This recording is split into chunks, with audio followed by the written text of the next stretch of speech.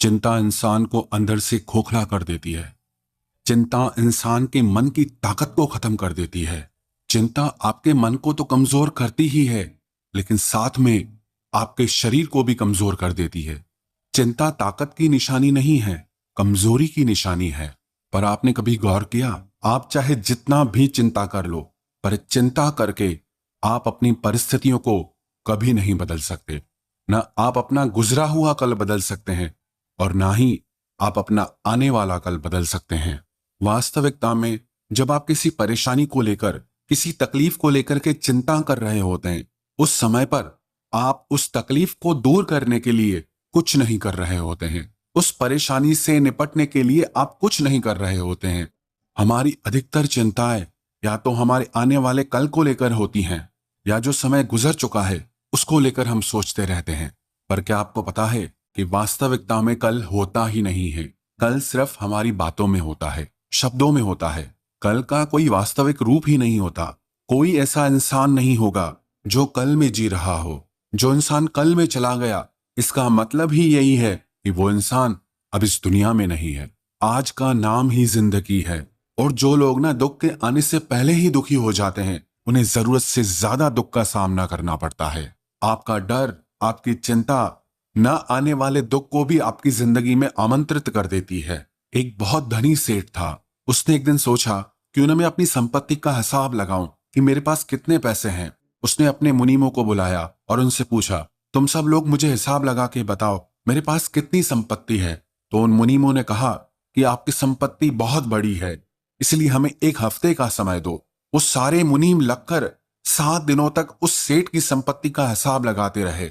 और एक हफ्ते के बाद उन मुनीमों ने उस सेठ से कहा कि सेठ, आपके पास इतनी संपत्ति है कि आपकी आने वाली 7 पीढ़ियां बैठकर खा सकती है। उन्हें कोई काम करने की जरूरत नहीं है, उन्हें कमाने की जरूरत नहीं है।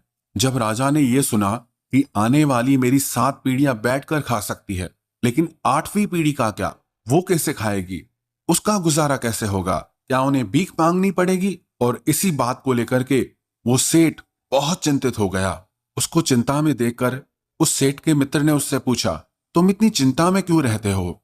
तो वो सेठ कहने लगा कि मेरी जो संपत्ति है मेरी 7 पीढ़ियों में खत्म हो जाएगी, और उसके बाद मेरी 8वीं पीढ़ी का क्या होगा, मैं वही सोचकर बहुत चिंता करने लगा हूं। तो उसके मित्र ने कहा कि तुम ध्यान से सुनो। बस्ती के किनारे पे एक बुढ़िया रहती है, एकदम कंगाल और गरीब है। ना तो उसके पास कोई कमाने वाला है और ना ही वो खुद कमा पाने में समर्थ है। उसको अगर आपने आधा किलो आटा भी दान में दे दिया तो तुम्हारी समस्त मनोकामनाएं पूर्ण हो जाएगी। फिर वो सेठ 100 किलो आटा लेकर के उस बुढ़िया के पास आया। सेठ बोला, माताजी, मैं आपके लिए आटा लेकर आया हूं, आप इसे स्वीकार कीजिए। उस बुढ़िया ने कहा, बेटा, आटा तो मेरे पास है, मुझे नहीं चाहिए। सेठ ने कहा, आप फिर भी रख लीजिए। तो वो माताजी बोली, मैं क्या करूंगी रख के, मुझे जरूरत ही नहीं है। सेठ ने कहा, अच्छा, आपको इतनी जरूरत नहीं है तो आधा किलो ही रख लो। तो वो माताजी बोली, बेटा, मेरे पास खाने के लिए आज पहले से ही आटा पड़ा है, मैं इस आटे को रखकर क्या करूंगी। तो सेठ बोला कि आप इसे कल के लिए रख लो। तो वो माताजी बोली, बेटा, मैं कल की चिंता क्यों करूं, जैसे हमेशा रोज का प्रबंध हो जाता है वैसे कल भी हो जाएगा। कल की चिंता मैं आज क्यों करूं, मेरे पास आज खाने के लिए। कल का क्या भरोसा, मेरे पास जिंदगी हो या ना हो, कल का मैं कल विचार करूंगी, मैं आज क्यों उसकी चिंता करूं। उस माताजी की इस बात को सुनकर वो सेठ बहुत हैरान हो गया।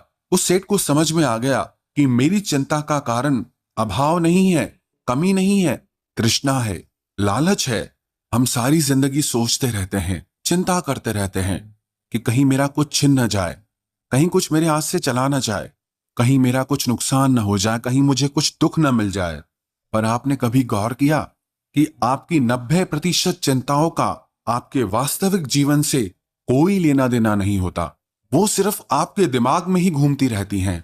हालांकि उन चिंताओं का आपकी वास्तविकता से कोई संबंध नहीं होता, लेकिन आपको वो पूरा पूरा मानसिक दुख देती हैं, वो आपके मन को पूरा पूरा दर्द देती हैं। चुनाव आपके हाथ में है। क्या आप अपने मन को ऐसे भारी करके जीना चाहते हैं, या आप अपने मन को हल्का करके एक आनंदित जीवन जीना चाहते हैं। एक महात्मा के 2 शिष्य थे। उसने अपने दोनों शिष्यों को आज्ञा दी। एक शिष्य को उसने सामानों से भरा हुआ थैला दिया और एक को बिल्कुल खाली थैला दिया। जिसका थैला सामानों से भरा हुआ था, महात्मा ने उससे कहा कि इसमें जो भी सामान है, जहां भी तुम्हें जरूरतमंद लोग दिखाई दे, उन लोगों में ये सामान बांटते हुए तुम आगे जाना। और जिसे खाली थैला दिया था, उससे महात्मा ने कहा कि मार्ग में जहां भी तुम्हें कुछ जरूरी चीज दिखाई दे, इस थैले में डाल के तुम वापस आश्रम में आ जाना।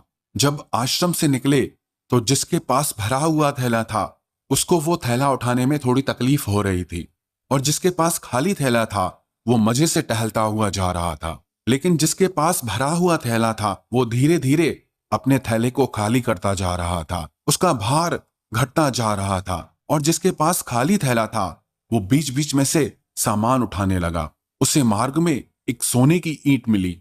थोड़ा और आगे चलने पर उसे और भी सोने की ईंटें मिली। वो अपने थैले में उन ईंटों को भरता हुआ जा रहा था, और जो दूसरा शिष्य था, उसका थैला खाली होता जा रहा था, और वो आश्रम पहाड़ी पे था। एक शिष्य का थैला पूरा खाली हो चुका था और दूसरे का बहुत भारी सोने की ईंटों से भर चुका था। जिस शिष्य ने अपने थैले को सोने की ईंटों से भर लिया था, उसका थैला इतना भारी हो गया था कि उसको उठाते उठाते उस शिष्य के प्राण ही निकल गए। उसका शरीर वहीं छूट गया। और जिस शिष्य का थैला खाली हो चुका था, वो सकुशल आश्रम वापस आ चुका था। ये कहानी हमारी जिंदगी की कहानी है।